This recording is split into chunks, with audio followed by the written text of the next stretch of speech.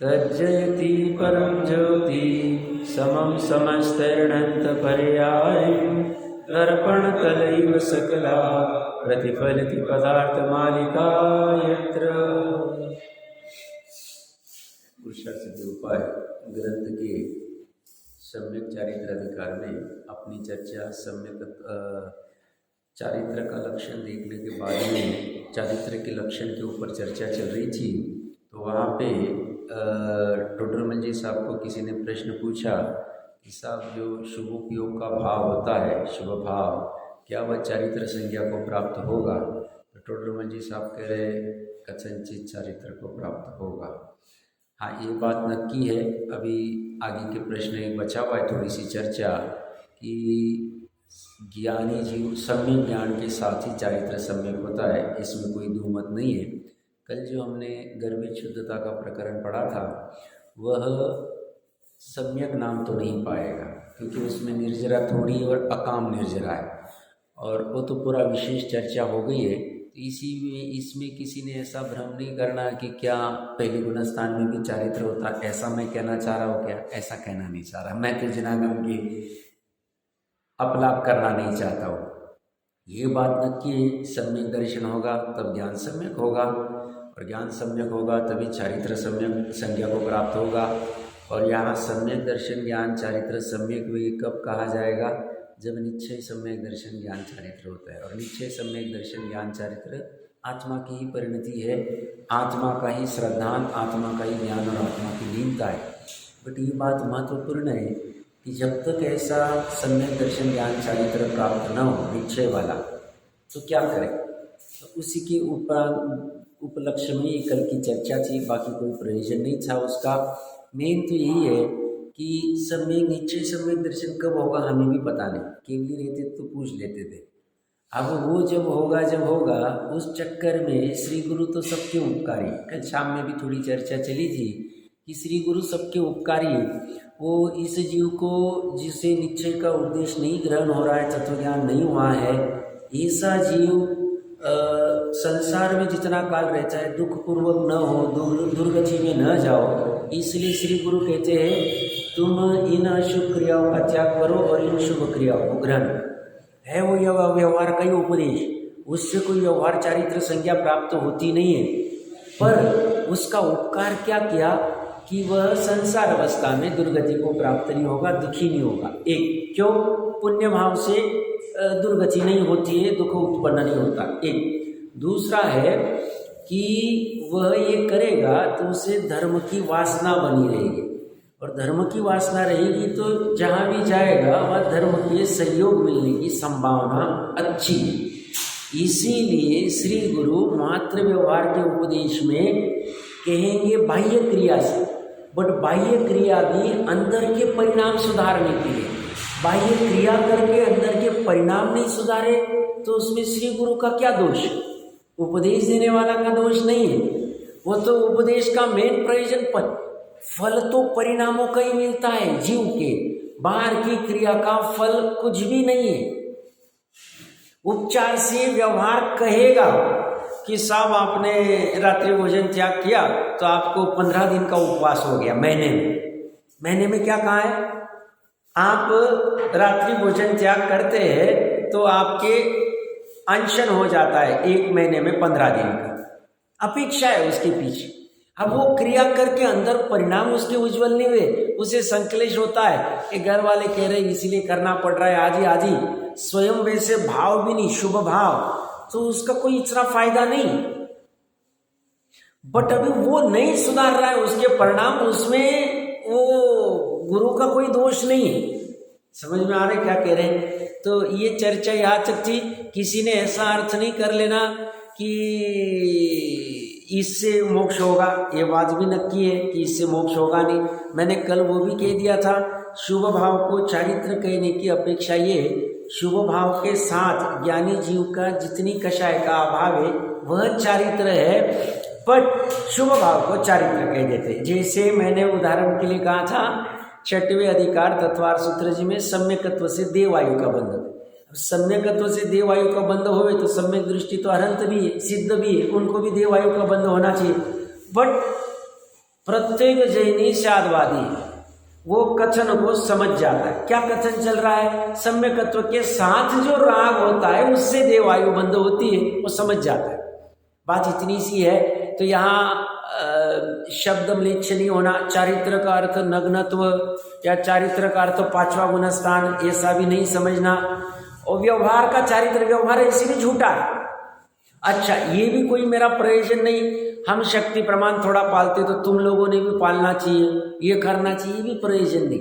257 number page पे ही होना चाहिए मेरे ख्याल से, जहाँ टोडरमल जी साहब कहते हैं औषधि तो बहुत प्रकार की, ज्ञान तो कर लेना, बट जो अपने को रोग हो वैसी औषधि लेना। अपने को अगर शीत का रोग है तो उष्ण औषधि लेना, उष्ण का रोग है तो शीत औषधि लेना। तो जिनवानी में उपदेश अनेक प्रकार के, जिनवानी का उपदेश मतलब औषधि अनेक प्रकार के, उसमें से अपने कई निश्चय का उपदेश है, कई व्यवहार का उपदेश है।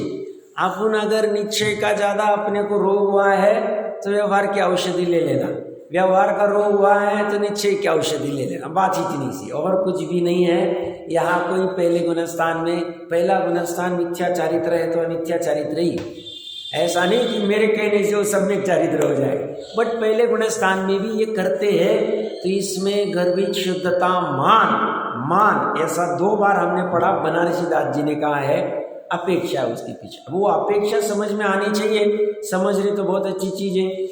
इस कल के प्रकरण में और आज के प्रकरण में किसी कोई शंका होगी तो प्लीज़ बताइए, मैं अपनी शक्ति प्रमाण उसको कुछ कहने का प्रयास करूँगा। बताइए, किसी को कुछ है कि नहीं साहब आपने ऐसा कहा, ये तो ठीक नहीं लग रहा है, हमने ऐसा पढ़ा था, ऐसा सुना था, आदि कुछ होगा तो बता सकते हैं।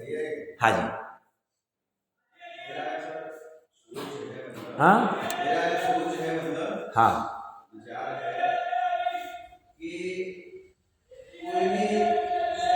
त्याग पूर्वक करना चाहिए। जैसे जमीन नहीं खाना, हवा कुछ नहीं खाना, क्या कहते हैं, उसमें क्या रहता है, अगर त्याग कर देते हैं ना तो क्या रहता है कि उसको बन जाता है ना, और नहीं बनता है ना तो सुसंत रहता है। क्या सोचता है, चलो आज हमने नहीं खाया, कल के बाहर चले गए जाकर के ना खा लेते हैं, यार कल तो करते हैं, क्या कल नहीं खाएंगे, आज खा लेते कल नहीं खाएंगे। नहीं तो भाव अच्छे आपके होना तो ऐसा ही चाहिए। व्यक्ति बन नहीं पाता, जब तक बनेगा नहीं तब तक सब सुसंत रहेगा। नहीं तो त्याग करना तो जिनागम में अच्छाई का बात बराबर है, उससे जीव का प्रवृत्ति में एक सीमाएं आती है, बाधाएं आती है, बराबर है, अनर्गल प्रवृत्ति नहीं होती है। पर साथ में जय रत्नकंड जी श्रावकाचार्य में भी आया, अन्य ग्रंथों में भी आया है, त्याग करने के पहले द्रव्य क्षेत्र काल भाव देखना चाहिए, अपनी शक्ति देखनी चाहिए।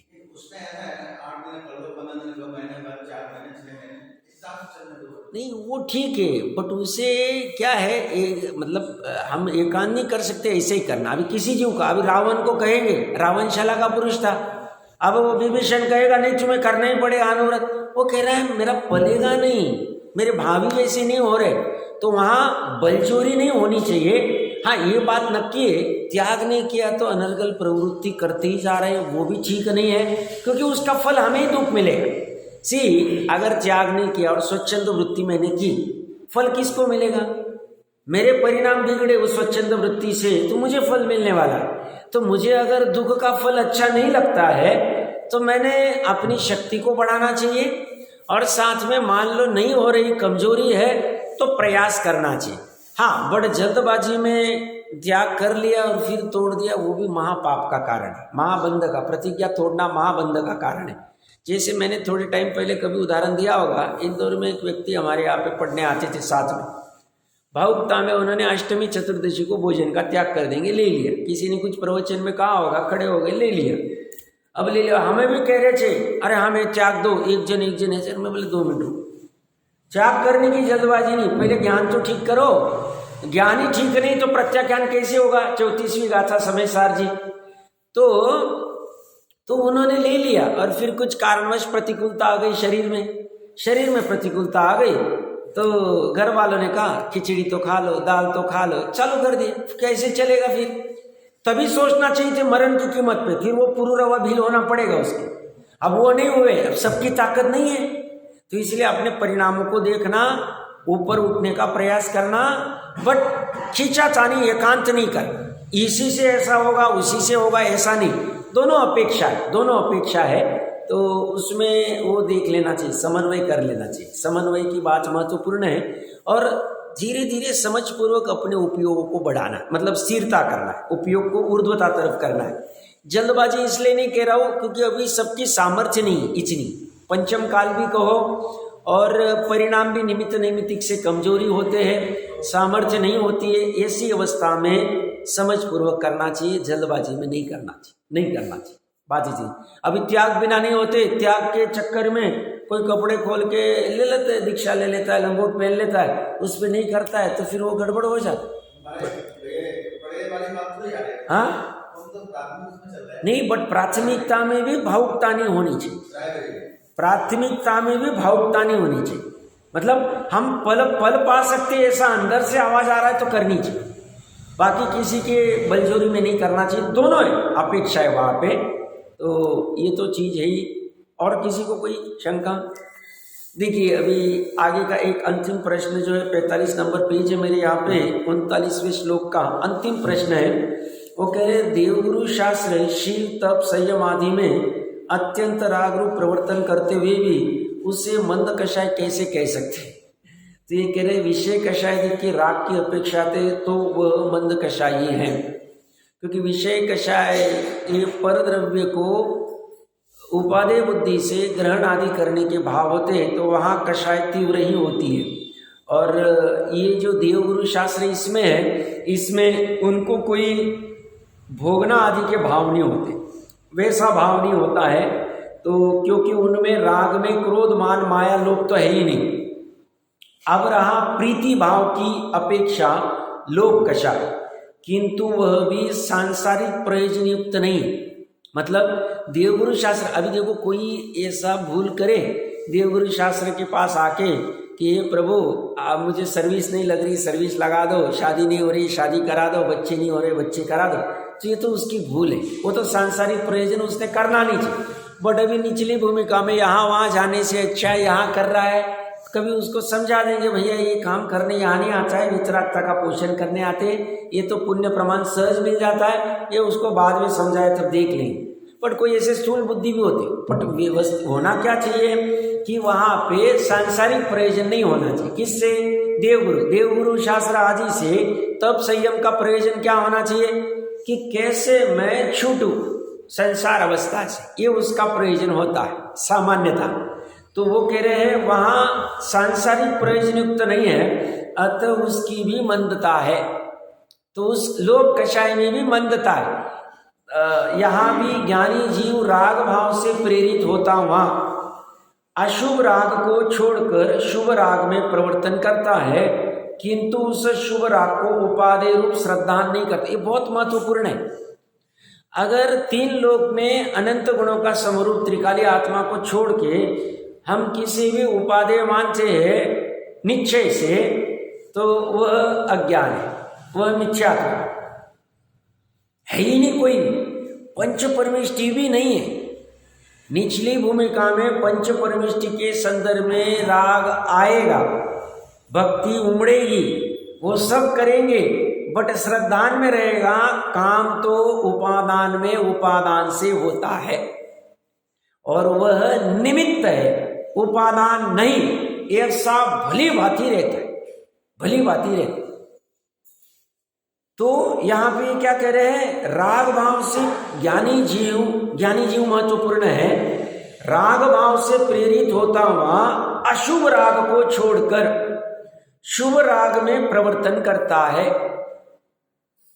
तो शुभ राग में प्रवर्तन क्यों किया? अशुभ राग छोड़ा। अशुभ राग क्यों छोड़ा? तीव्र कषाय होते, दुख उत्पन्न होता है, पाप के बंध होते हैं, किंतु उस शुभ राग को उपादेय रूप श्रद्धा नहीं करता। ये करने योग्य काम है ऐसा श्रद्धा नहीं करता, अपितु उसे अपने शुद्धोपयोग रूप चारित्र के लिए मलिनता का ही कारण जानता है। 28 मूल गुण चारित्र का मल है। 28 मूलगुण पालने के भाव को मुनिराज उपादेय नहीं मानते, माने तो भावलिंगी नहीं। भरत जी समो शरण में जा रहे हैं, शायिक सम्यक दृष्टि है, श्रद्धा से उसे उपादेय नहीं मान रहे। सब अपने पिता को दर्शन करने जा रहे तीर्थंकर के, फिर भी नहीं मानो, मानो बात ऐसी, राग आएगा कि मुझे समो शरण में जाना है, बट ये सब मानेगा नहीं, उपादेयता नहीं होगी। उपादेय रूप श्रद्धान, शब्द क्या लिखा है? श्रद्धान, मतलब वो श्रद्धा की ज्ञानी जीव की परिणति चतुर्थ गुणस्थान में ऐसी गजब होती है कि अनंत गुणों के समरूप त्रिकाली आत्मा छोड़ के किसी में वो श्रद्धान नहीं करता है, अपनत्व रूप से, उपादेय रूप से, एकत्व रूप से किसी में नहीं करता। मेरा सब कुछ इसी से होगा, ऐसा उसका गाढ़ा श्रद्धान होता है। करता है वो बाहर में प्रवृत्ति सब करेगा, पर मानेगा नहीं। मतलब मुनिराज धर्मोपदेश दे रहे, कुंद आचार्य देव समय सार लिख रहे, उनकी श्रद्धा में उसको उपाधि बुद्धि नहीं है, रहे तो सम्यक दृष्टि नहीं। मैं क्या कह रहा हूं? अमृत चंद्र देव इतना सुंदर पुरुषार्थ उपाय लिख रहे, आत्मख्याति की टीका लिख रहे, और लिखते वक्त अगर उनके श्रद्धा में उपाधि बुद्धि है कि मैं बहुत अच्छा काम कर रहा हूं, बहुत सी जीवों का कल्याण होगा, तो वो उनका मिथ्यात्व है, अज्ञान, हुआ नहीं था उनका ऐसा। मैं क्या कह रहा हूं आप समझना, अपेक्षा होता ही नहीं। श्रद्धा की कमाल ही ऐसी गजब कमाल होती है श्रद्धा की। श्रद्धा को उस अद्वितीय वस्तु को ही वर्ण करती है, और कोई मेरे लिए वर्ण करने योग्य नहीं। 3 लोग,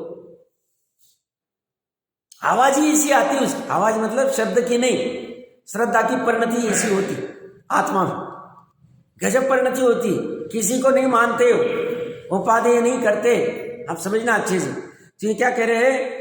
तो अभी ये जो राम शायिक सम्यक दृष्टि थे ना, तो देश भूषण कुल भूषण का उपसर्ग दूर कर रहे, चारित्र को राग हो रहा है, बट अनंतानुबंधी का उपादेय वाला राग नहीं।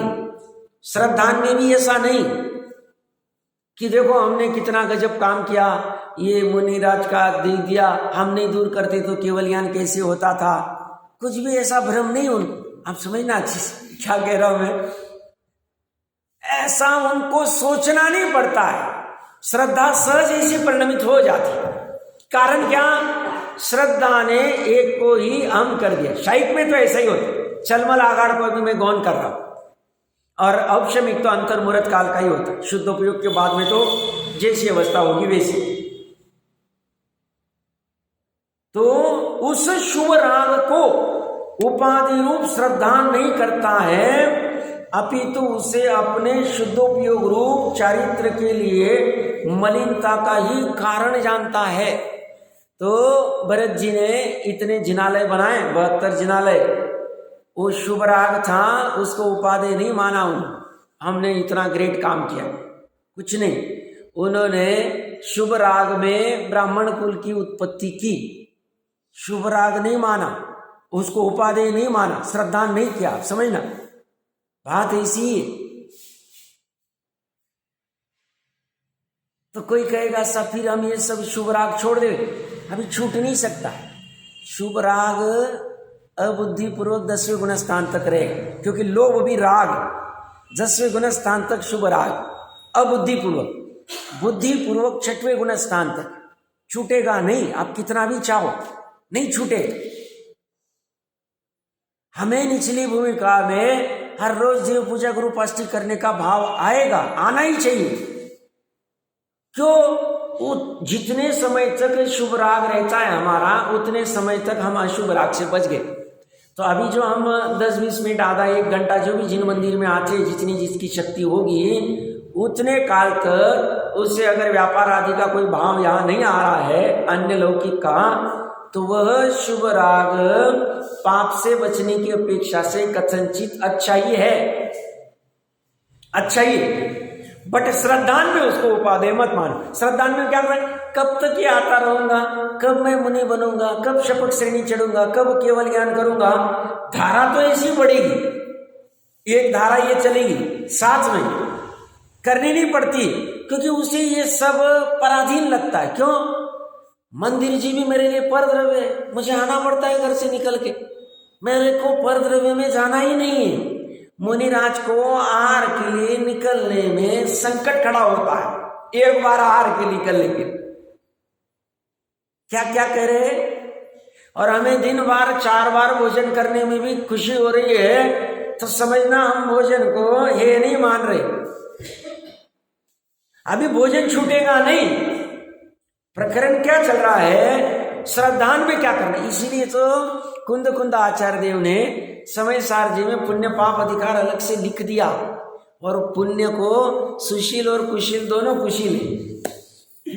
एक सुशील है, एक ब्राह्मण क्या उत्पन्न हुआ है, और एक चांडाल क्या चला गया, दोनों ब्राह्मण बोलते दोनों कुशील।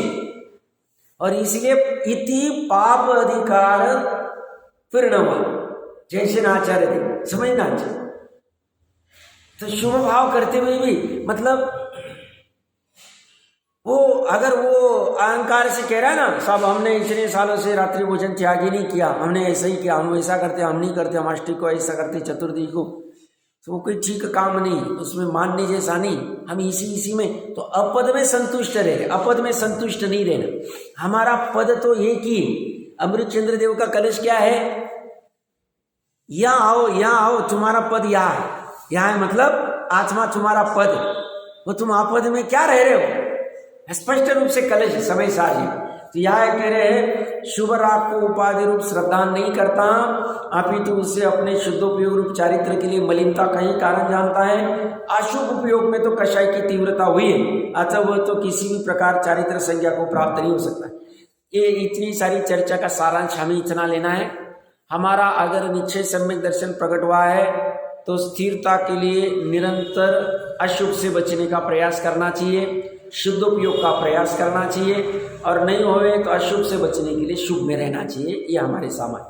मान लो हमें लगता है हमारा निश्चय सम्यक दर्शन नहीं प्रकट हुआ है, मतलब आत्मा का वैसा श्रद्धांत जैसा अंदर से लगना चाहिए हो गया, नहीं हुआ है, चिंता की जरूरत नहीं, हो जाएगा। भावना रखेंगे तो हो जाएगा। हमें क्या करना, हमें जितनी पाप प्रवृत्ति को घटा सकते प्रयास करना, शक्ति प्रमाण। प्रतिज्ञा कुछ भी लेनी है, प्रतिज्ञा लेना कोई अपराध है ऐसा भी मैं नहीं कह रहा हूँ, प्रतिज्ञा लेनी ही चाहिए ऐसा भी नहीं कह रहा। जिसकी जैसी भूमिका होगी, अंदर जैसी स्थिरता होगी, वैसा काम करना चाहिए। बट प्रतिज्ञा नहीं लिया इसका अर्थ हमें कोई लाइसेंस मिल गया अनर्गल प्रवृत्ति करने का, पाप प्रवृत्ति करने का, अभी बात भी नहीं थी, ये बात भी है नहीं। तो हमने ठीक है भूमिका अनुसार राग है, अभी छूटेंगे नहीं, बट उसकी हेयता समझ में आनी चाहिए। पाप प्रवृत्ति की तीव्र कषाय, उसमें मुझे ही दुख उत्पन्न होगा भविष्य में, संसार अवस्था में मुझे दुख अच्छा नहीं लगता है, इसलिए मैं क्या उपाय करूं कि जिससे ये घटेगा, ऐसी भावना करनी चाहिए। एक, मेरा काम शुद्धोपयोग से ही होगा, आत्मा के दर्शन करने से ही होगा, आत्मा का ज्ञान करने से ही होगा, उसके लिए मुझे व्यवहार सम्यक दर्शन ज्ञान का प्रयास करना चाहिए, शास्त्र का ज्ञान आदि वो मैं भूमिका अनुसार कर ही रहा हूं। और ये पाप को घटा के मैं शक्ति प्रमाण शुभ प्रवृत्ति में प्रवर्तन करना चाहिए। अब शुभ प्रवृत्ति में स्वाध्याय, विकल्पात्मक ध्यान आदि ये तो ऊंचे युत्सर्ग आदि, बट ये नहीं हो रहे हैं तो अंशन आदि की शक्ति है, रस परित्याग की शक्ति, तो वो करना चाहिए, देव पूजा आदि करनी चाहिए, जिसको जैसी सामर्थ्य हो। बट उसमें एकांत नहीं, कोई देव पूजा करता है तो देव पूजा कोई अच्छा मानता है, अनशन को बेकार मानता है, अनशन करता है तो अनशन कोई अच्छा मानता है, देव पूजा को बेकार मानता है, या तो स्वाध्याय करता तो स्वाध्याय को अच्छा मानता है, अनशन आदि। ऐसा नहीं कर, क्योंकि अनेक प्रकार के जीव हैं, किसकी कौन सी स्टेज है, कौन सी भूमिका है, हमें पता नहीं। तो ऐसी अवस्था में भगवान ने जब देव पूजा भी एक धर्म का साधन कहा है, तीर्थ यात्रा भी कहा है, पंचकल्याणक भी कहा है, आपका अंशन अवमोदर्य आदि भी कहा हुआ है, स्वाध्याय भी कहा है, ध्यान भी कहा है, जो आज्ञा विचय अपाय विचय आदि धर्म ध्यान है। तो कुछ ना कुछ हर एक जीव की जैसी स्टेज होगी उस अनुसार।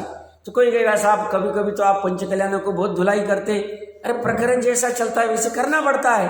अब वहां प्रकरण है कि तुम उसी में संतुष्ट हो गए, हमने इतने पंचकल्याण कर लिया, हमने इतना इंद्र बन गए, इतनी विधि प्रतिष्ठा की, बट तुम्हें 6 द्रव्य 7 तत्व के नाम पता नहीं, 100 पर का भेद ज्ञान नहीं करते हो, देवगुरु शास्त्र का स्वरूप पता नहीं, तुम्हें भाव आश्रय क्या है, द्रव्य आश्रय क्या है, कर्म की कैसी व्यवस्था चलती कुछ भी पता नहीं, तो वो समझने के लिए ये नीचे का छोड़ने की अपेक्षा से कभी कभी उसकी धुलाई की जाती। तो उसका अर्थ ऐसा कोई नहीं कि हमें वो अच्छा ही नहीं लगता, हम नहीं चाहते, इसका मतलब ऐसा थोड़ी।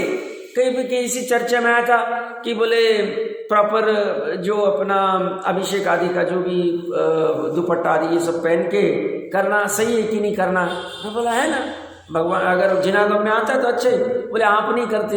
मैं बोला मैं नहीं करता इसका मतलब मुझे बुरा लगता है ऐसा नहीं, बट मुझे लगता है स्वाध्याय में मेरा काम हो जाता है तो मैं नहीं, अभी वो या तो पहले से आदत नहीं करना है, ऐसा कोई कंडीशन नहीं। बट वो कोई बुरी चीज ऐसी नहीं।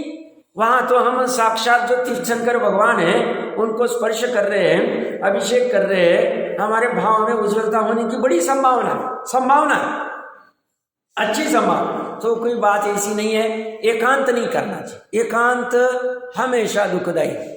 और इसलिए वो जो 9वां श्लोक होना चाहिए पहले अधिकार का, पीठिका का वाला, उसमें क्या कहा, निश्चय व्यवहार दोनों को जान के जो मध्यस्थ होता है वह संपूर्ण फल को प्राप्त करता है। और संपूर्ण फल मतलब सुख, अनंत सुख। तो इसलिए दोनों को जान के मध्यस्थ हो, मतलब ना व्यवहार का पक्ष लेना ना निश्चय का, सहचारी 6वें गुण स्थान तक दोनों चलते रहेंगे, दोनों चलते रहेंगे। बात इतनी सी है। तो ये अंत में सारांश यही है, अशुभ तो कषाय की तीव्रता, वो तो किसी प्रकार चारित्र संज्ञा को प्राप्त नहीं होता, वो तो कभी भी चारित्र को होगा नहीं। अच्छा, ये शुभ भी चारित्र संज्ञा को ज्ञानी का ही होगा, ये बात नक्की। इसी को ग्रंथि भेद आदि सब चर्चा कल की थी हमने। और हमारा अगर वो प्रॉपर प्रतिज्ञा वाला नहीं है तो वो प्रवृत्ति करते जाएंगे। बाकी लक्ष्य में तो वो त्रिकाली कैसे पकड़ में आए वो होना चाहिए, उसकी निरंतर भावना होनी चाहिए। अब चारित्र के भेद क्या है इसकी चर्चा में 40वें नंबर का श्लोक है, एक बार पाठ करते हैं। हिंसा तो नृत वचना स्तेयाद ब्रह्मत परिग्रहत कार्स्ने देश विरते चारित्रम जायते द्विविधम। बहुत सरल है, क्या कह रहे अन्वयार्थ में, हिंसा से, अनुरुत वचना असत्य भाषण से, स्तेया चोरी से, अब्रह्मत कुशील से, और परिग्रह से, कार्स्नैक देश विरते सर्वदेश और एक देश त्याग से, वह चारित्र द्विविधम दो प्रकार का जायते होता है। चारित्र दो प्रकार के सब हमने सुने में ही है। सर्वदेश त्याग मतलब मन से, वचन से, काय से, कृत से, कारित से, अनुमोदन से। किसका? इन 5 पापों का। ये 5 प्रकार के जो पाप है, हिंसा, असत्य भाषण, चोरी, परिग्रह आदि का, वह त्याग करना मन वचन काय कृत 9 कोटि को 108 कोटि को यह सर्वदेश होगा। और एक देश का अर्थ आंशिक भी होता है। तो आंशिक में जैसे 5वें गुण स्थान की जो प्रतिमाधारी होते हैं तो वह संकल्पी हिंसा का त्याग कर चुके हैं और त्रसघात का त्याग कर चुके हैं। त्रसघात का संकल्प पूर्वक हिंसा का त्यागी है। तो 12 प्रकार के हिंसा आदि होते हैं, मतलब 6 ये अपने प्राणी असंयम और 6 इंद्रिय संयम होते हैं। तो इनमें से त्रस का वो हिंसा आदि का त्याग हुआ है। तो उस अपेक्षा से अब कोई कहेगा साहब हिंसा में, असत्य आदि में क्या है? तो आगे अमृतचंद्र आचार्य देव का ही कलश आ रहा है कि बोले सही में पाप तो हिंसा ही है। बाकी तो समझाने के लिए, स्थूल बुद्धि वाले के लिए इसके 5 भेद किए, हिंसा में सब आ ही जाते। तो क्योंकि आत्मा की हिंसा ही हिंसा है, वो आगे चर्चा चलेगी तब देख लेंगे। यह टीका में कह रहे चारित्रम द्विविधम जायते, चारित्र 2 प्रकार से उत्पन्न होता है। किस प्रकार से? हिंसा अनुरुत वचनात् स्तेयात् अब्रह्मत परिग्रहत कार्स्नैक देश विरते। हिंसा, झूठ, चोरी, कुशील और परिग्रह के सर्वदेश तथा एक देश त्याग से चारित्र 2 भेद। अब निश्चय से ये जो चारित्र उत्पन्न हुआ है, निश्चय से जो त्याग हुआ है, ये परिणामों में हुआ है।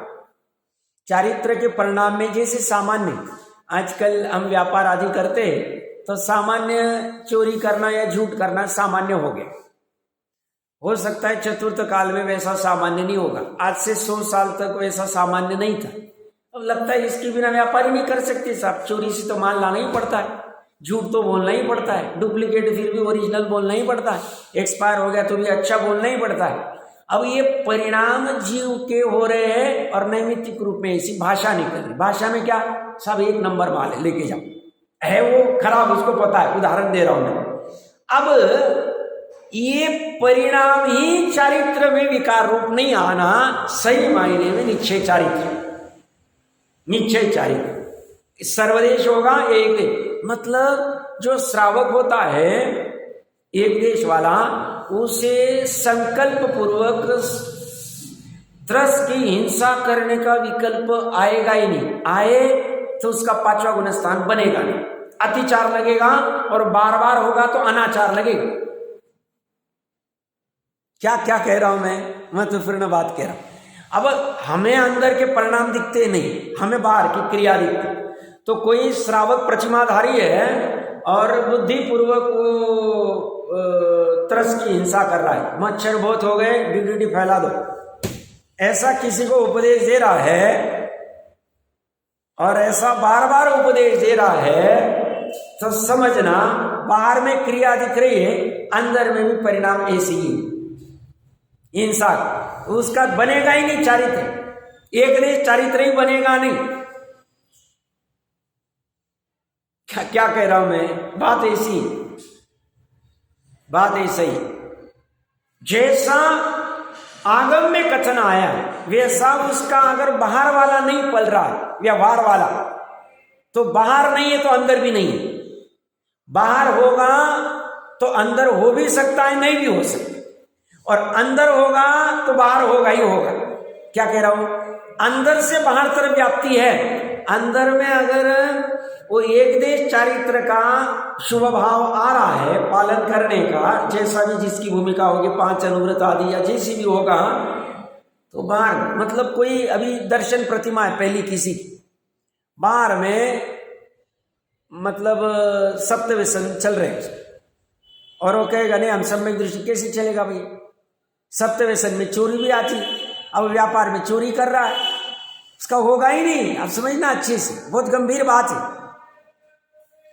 अगर बाहर में तुम चोरी कर रहे हो मतलब अंदर भाव वे बिना वहां नहीं, निमित्त नैमित्तिक संबंध है। ऐसा तो नहीं कि तुम ऊपर की अवस्था वाले हो गए और जैसे मुनिराज के ऊपर किसी ने वस्त्र डाल दिया तो मुनिराज के भाव तो थे नहीं, किसी ने वो बलजोरी से डाल दिए और अभी वो करे हुए, ऐसा जो बात नहीं। तुम तो स्वयं हो कि वो चोरी का व्यापार कर रहे हो, तो वहां पे तुम्हारे अंदर में भाव भी नहीं है, तो देखा देखी फिर दर्शन प्रतिमा क्यों ली तुमने? क्योंकि पहली दर्शन प्रतिमा में 7 व्यसनों का निरतिचार त्याग होता है, अतिचार भी नहीं लगता, अतिचार भी नहीं लगता, समझना चीज। तो ये सब आ जाएगा। सर्वदेश में भी ऐसा ही है। सर्वदेश में मुनिराज को अगर भाव आ जावे कि 10,000 लोगों का कोई प्रोग्राम आयोजन हो पिछू परिवर्तन का, तो उसमें साक्षात हिंसा है, क्योंकि उनकी सर्वदेश में क्या आता है, मन से, वचन से, काया से, कृत से, कार्य से, अनुमोदन से, करेंगे ही नहीं।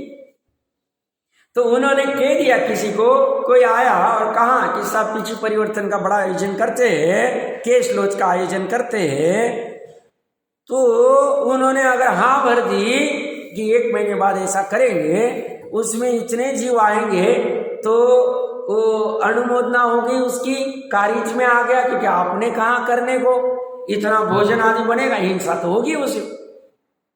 तो वो सर्वदेश वाले करेंगे ही नहीं, उनको ऐसा भाव ही नहीं आए। भाव आए अगर बाहर में ऐसा कथन करे तो अंदर चारित्र नहीं।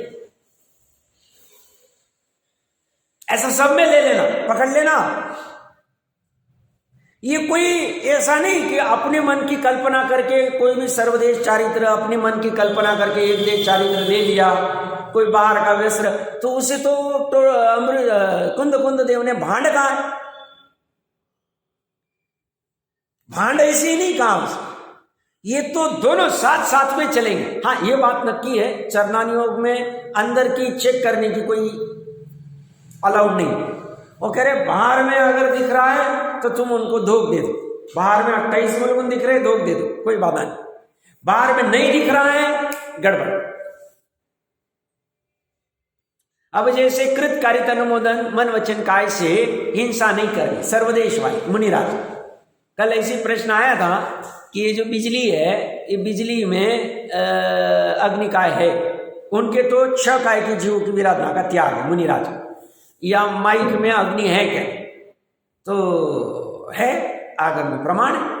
अब वो माइक पे बात ही नहीं करेंगे तो सब आप क्यों कर रहे हैं? हमारी भूमिका अनुसार छूटा नहीं, हमें पाप बंद हो रहा है, पुण्य बंद नहीं हो रहा है, समझना चाहिए। बिजली का आप क्यों लगा रहे? अरे हम निचली भूमिका में भैया। बट उन्होंने अगर मन वचन काय कृत कारित अनुमोदन या 108 कोटि से सर्वदेश पाप का हिंसा का त्याग किया है, तो ये लाइट में बिजली में हिंसा है, इसमें हिंसा है, मोबाइल में हिंसा है, और रखेंगे ही नहीं, उसमें बात ही नहीं करेंगे। लगा दिया तो मोल ले लेंगे, वो किसी को कहेंगे नहीं यहां से उठा के रख दो। उपदेश को बैठे किसी ने ला के रखा तो भी बात नहीं करेंगे, क्यों? उनको पता है कि भाई हमारे लिए अच्छा है, इतने लोगों का आवाज चला जाएगा, धर्म प्रभाव ना, ऐसा कोई दिमाग में होता ही नहीं उनका। समझ में आ रहा है क्या कह रहा हूं?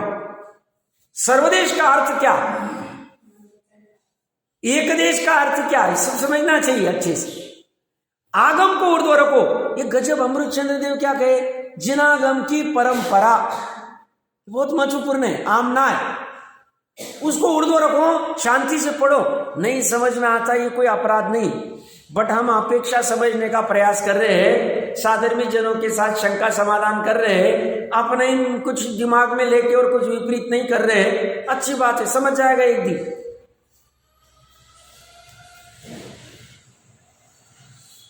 वो होगा ही नहीं उनसे, ये जिसकी जैसी भूमिका है। चौथे वाला भी अन्याय अनिति असदाचार अभक्ष की प्रवृत्ति करता ही जा रहा है और कहेगा हम अंदर से सम्यक दृष्टि, होगा ही नहीं ऐसा। अगर अंदर में सम्यक दर्शन है, आप मेरे को अच्छी सी बात समझो। कोई अगर कह रहा है, मैंने उदाहरण किया था पहले एक बार में, अंदर से नीचे सम्यक दर्शन। नीचे सम्यक दर्शन क्या है? अंदर से जिसे त्रिकाली आत्मा का श्रद्धान होगा, मतलब उसका भव अभी अर्धपुद्गल परावर्तन से संसार बाकी नहीं है, बराबर। जिसे ऐसी अद्वितीय वस्तु, इसके अलावा और कोई दूसरी अद्वितीय वस्तु नहीं जिसे प्राप्त हो गई है, वो ऐसी बातें करके और अवक्ष सेवन कैसे करे, अन्याय के काम कैसे करे?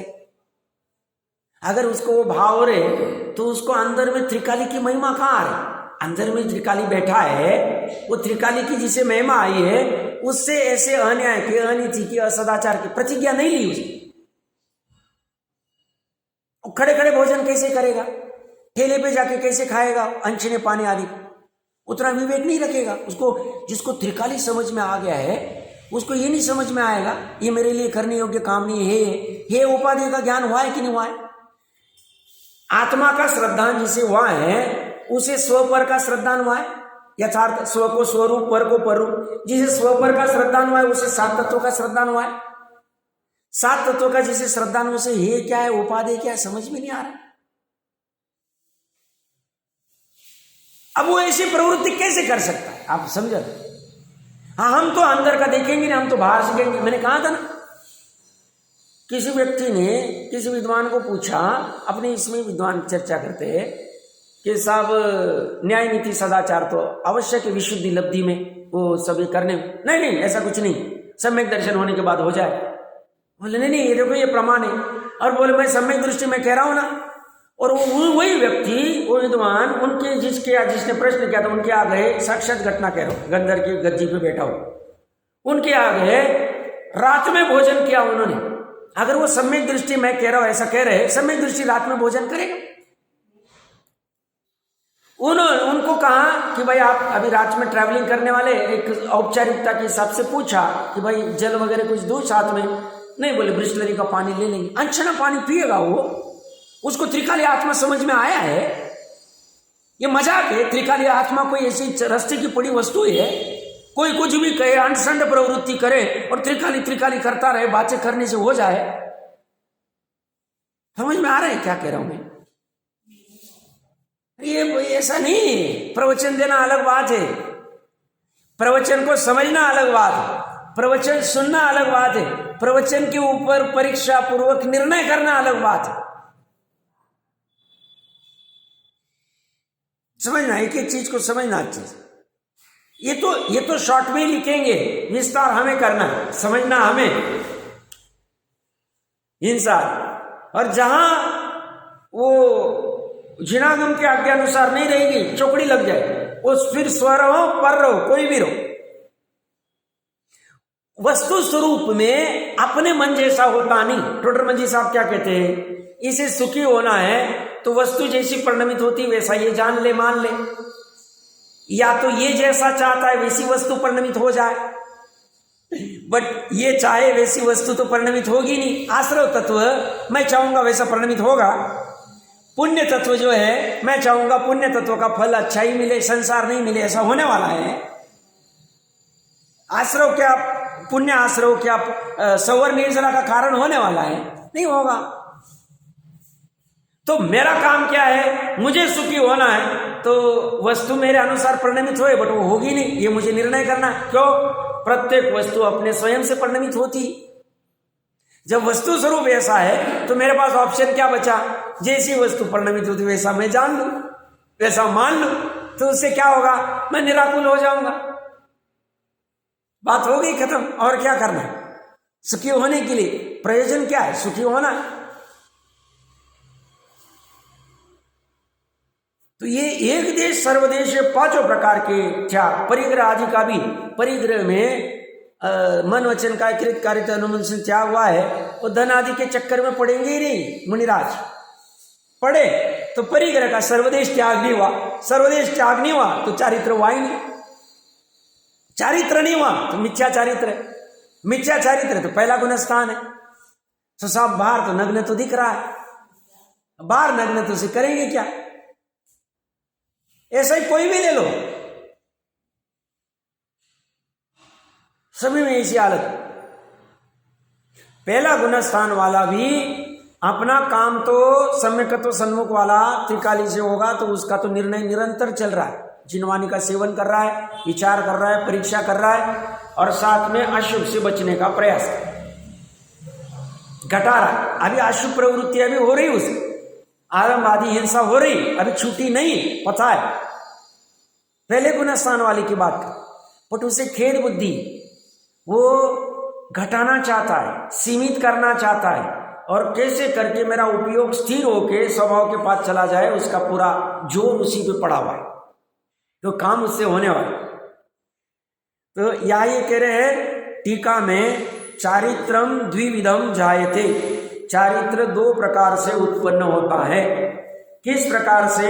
हिंसा, अनुत वचनात्, स्तेयात्, अब्रह्मतः, परिग्रहतः, कार्ष्णिक देश वीरते, हिंसा, झूठ, चोरी, कुशील और परिग्रह के सर्वदेश एक देश त्याग से चारित्र दो भेद के भावा। हिंसा आदि का वर्णन आगे किया जा रहा है, इसलिए टोडरमल जी साहब ज्यादा बात नहीं कर रहे। उनके सर्वथा त्याग को सकल चारित्र और एक देश त्याग को देश चारित्र कहते हैं। यहाँ एक ही महत्वपूर्ण आज का बिंदु है, ये त्याग परिणामों में होता है और बाहर में झलकता है। मेन प्रयोजन परिणामों में करने का। अब कोई परिणामों में त्याग न करे हिंसा आदि के भावों का, और बाहर के त्याग करे तो ठीक है, उसे द्रव्यलिंगी संज्ञा दी जाएगी, चतुर्थ वाला द्रव्यलिंगी, पंचम वाला या छठवा वाला, जो भी कुछ रहेगा जैसी भूमिका, बट उससे उसका फायदा नहीं। बाकी फायदा तो तभी होगा जब अंदर में हिंसा के भाव ही नहीं आए, हमें इच्छा ही नहीं होए करने। जिसे ऐसा अनंत गुणों का समरूप अनादि निधन शुद्ध तत्व पकड़ में आ गया है, उसको ऐसे भाव ही नहीं होते हैं। कैसे भाव? तीव्र हिंसा आदि के भाव ही नहीं होते, जैसी जिसकी भूमिका होगी। बात इतनी सी। तो ये दो प्रकार के जो चारित्र, इनके स्वामी कौन है, इसकी आगे के श्लोक में चर्चा चलेगी। और उसके बाद वाला 42वां श्लोक गजब का है। वो कह रहे हिंसा एक ही अपराध है, पाप है, बाकी 5 तो हिंसा की भेद प्रभेद है, 4 जो है। तो वो चर्चा हम प्रसंग पाकर करते हैं। आज